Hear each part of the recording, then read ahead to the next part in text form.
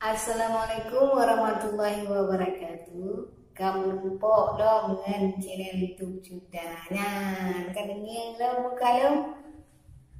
Nyoba video kali ini, lun nak coba beri ke abusi urung gasir.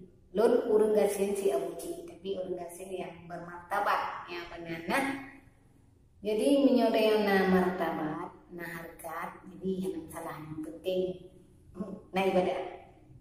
Jadi yang ingin Lun sampaikan kepada Abu bahwasan di YouTube, Facebook, Twitter, Instagram dan lain-lain yang dipergunakan untuk kebaikan. Apabila drone ngepalsu video-video yang contoh lagi barosanya, maka akun drone akan dihapus atau akan di-delete dari sistem ini. Karenanya, nah direkomendasi harus dihapus karena dia menyangkut dengan sara, gitu kan, dan pelecehan, penghinaan dan hanjit. Nah, jadi misalnya Lun pegahnya karena Lun sayang kepada Abu Sy.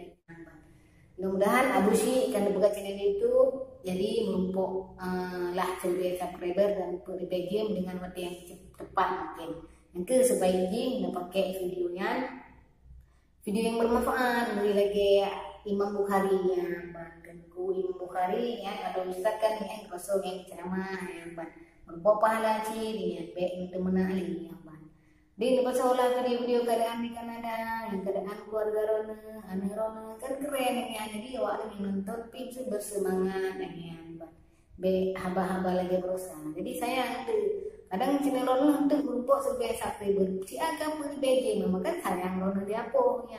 Yang dia pun kalau kebayang gitu ulang dari nol memang betul dengan kita peng cuman ada wate yang mesti yang bahan kenyang lah saran dari lo ya namanya tanya manusia biasa ya ban iya itu kita peng lebih di mana berumpuk lo orang kirim lu macam malum lah yang berumpuk kita yang panas ya sebenarnya lebih kasihan dari itu tapi aku pegang Allah saya pegang hai mana tak pegang hai dari Allah dia yang ban penting sabar yang tenang.